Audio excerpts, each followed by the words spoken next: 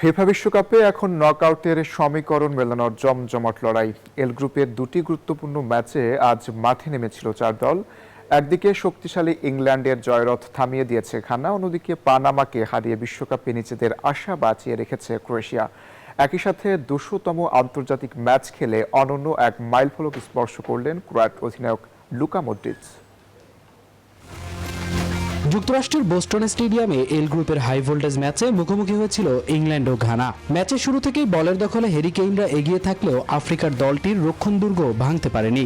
আক্রমণ পাল্টা আক্রমণে পুরো ম্যাচ জুড়ে উত্তেজনা থাকলেও শেষ পর্যন্ত গোলশূন্য ড্রয়ে পয়েন্ট ভাগাভাগি করে মাঠ ছাড়ে দুই দল।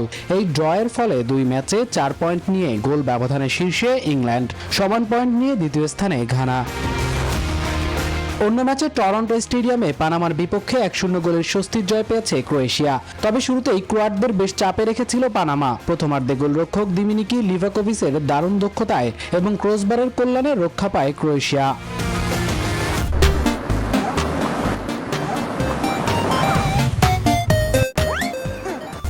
বিরতির পর দৃশ্যপট বদলে দেন বদলিনামা স্ট্রাইকার আন্তে বুদিমির। 54তম মিনিটে স্তানিশিচের ক্রস থেকে নিখুঁত ফিনিশিংয়ে জয়সূচক গোলটি করেন তিনি। ম্যাচের বাকি সময়ে পানামা সমতায় ফেরার চেষ্টা করলেও লিভাকোভিচের দেয়াল ভাঙতে পারেনি।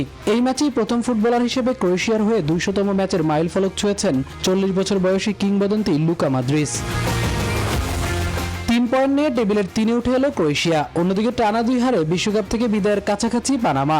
আগামী শনিবার গ্রুপ পর্বের শেষ ম্যাচে শেষ 32 টিকিটের লড়াইয়ে ক্রোয়েশিয়া নামবে ঘানার বিপক্ষে এবং ইংল্যান্ড লড়বে পানামার বিরুদ্ধে। মামুনুর রহমান, নিউজ 24।